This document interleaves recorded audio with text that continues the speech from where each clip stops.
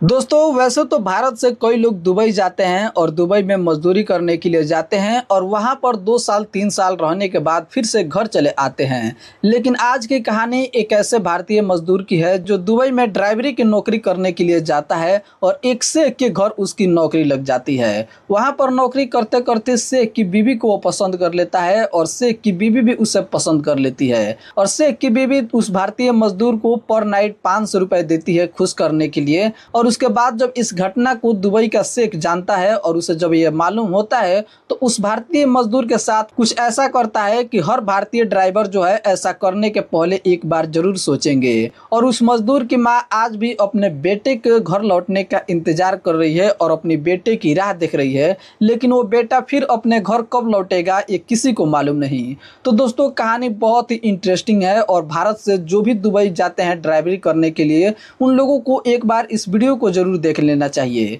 तो नमस्कार दोस्तों, मेरा नाम है अंकिलेश कुमार और एक कहानी बिहार से है। बिहार में एक छपरा जिला पड़ता है और छपरा जिला में ही एक बेगूसराय नाम का जगह पड़ता है और वहीं पर एक भारतीय मजदूर जिसका नाम अरशद था। अरशद कई दिनों से गांव में ही इधर उधर ड्राइवरी किया करता था और गांव में ही पैसा कमाया करता था। लेकिन उसके पिता कहते हैं कि बेटा तुम गांव में कितने दिन तक रहोगे और ऐसे वैसे किसी किसी का गाड़ी चलाकर अपनी ड्राइवरी करते रहोगे, तुम क्यों नहीं विदेश चले जाते और वहां पर ड्राइवरी करते हैं। और सुने हैं कि विदेश में जो भी गाड़ी चलाते हैं उन्हें अच्छा खासा सैलरी मिल जाती है। तो अरशद भी अपने पिता की बातों को मानता है और वो एक पासपोर्ट बना लेता है। सबसे पहले वो पटना अप्लाई करता है और पटना में जब उसका पासपोर्ट बनकर तैयार हो जाता है तो दुबई जाने के लिए वो सबसे पहले एक ऑफिस में अपना पासपोर्ट जमा कर देता है। वह पेशे से ड्राइवरी था तो ड्राइवरी में ही अपना पासपोर्ट लगा देता है। लेकिन एजेंट उससे पूछता है कि तुम किस काम में जाना चाहते हो।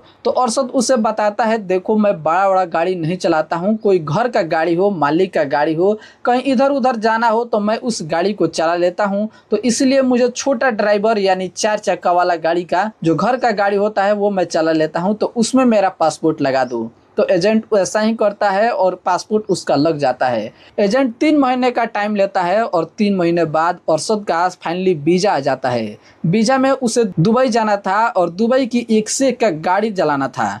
तो अरशद ऐसा ही करता है और 3 महीने बाद अरशद दुबई पहुंच जाता है।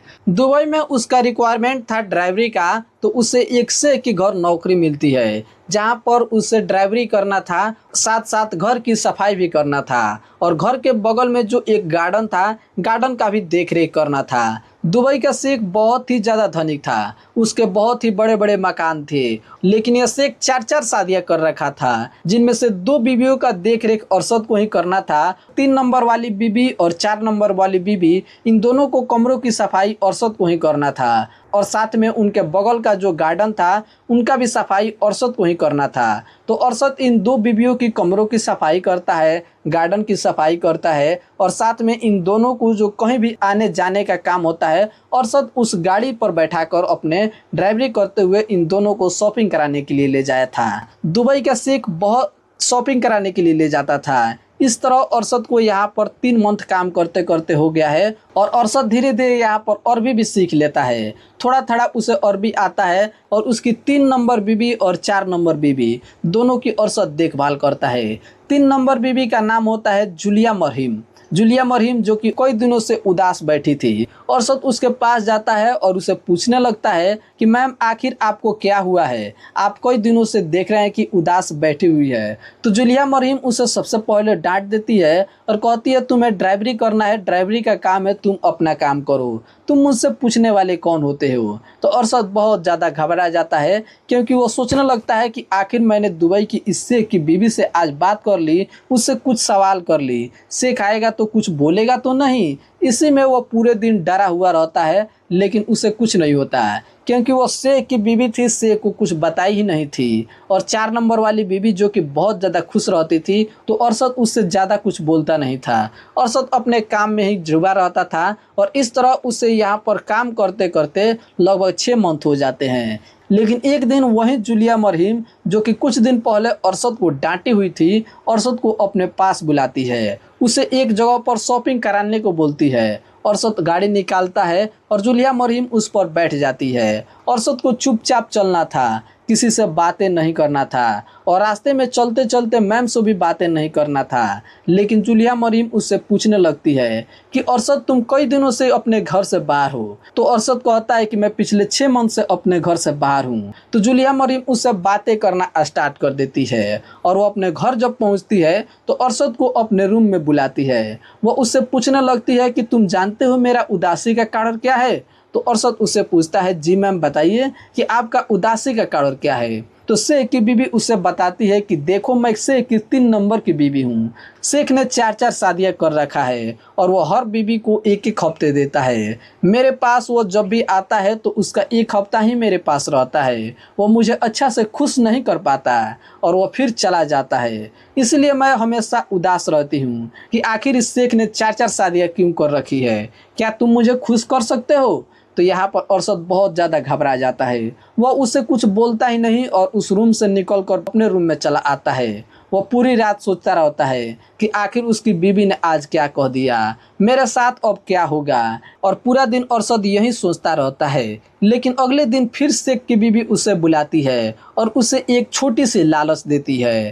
अरशद को कहती है कि देखो अरशद, तुम मुझे जब भी खुश करोगे मैं तुम्हें 500 रियाल दूंगी, जिससे कि तुम्हें अच्छी खासी कमाई हो जाएगी और तुम जो चाहते हो पैसे कमाने के लिए इंडिया से यहाँ आए हो, तुम भी पैसे कमा लोगे और मेरा जो मन है मेरा भी मन पूरा हो जाएगा। तो अरशद इस छोटी सी लालच में उस दुबई की शेख की बीवी को हाँ बोल देता है। वह घर आता है और सोचता है कि देखो मेरा तनख्वाह भी उतना ज़्यादा नहीं है और 1500 रियाल मुझे महीने का मिलता है। अगर मैं दुबई की इस शेख की बीवी को एक नाइट भी खुश करता हूँ तो मुझे 500 रियाल मिलेगा और हफ्ते में अगर 5-6 दिन भी कर दिया तो मुझे 3000 तो रियाल आ ही जाएगा। 3000 रियाल और प्लस में मेरा सैलरी 1500 रियाल, यानी 4-5 हज़ार रियाल हो ही जाएगा।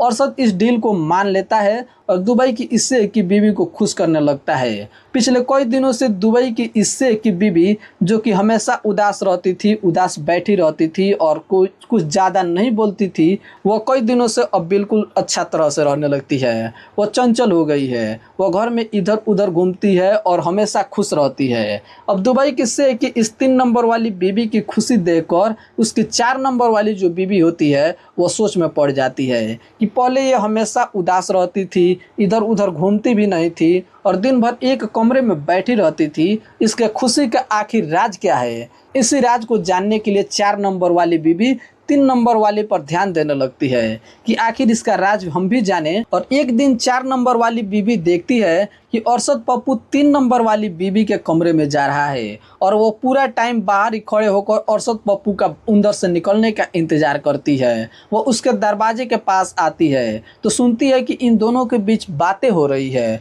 फिर वह चली जाती है और वह जान जाती है कि अरशद पप्पू उसकी 3 नंबर वाली बीवी को अच्छी तरह से खातिरदारी कर रहा है और उसे अच्छा से खुश रख रहा है। वह जब इस बात को जानती है तो दुबई का शेख होता है उसे यह सारी बातें बता देती है।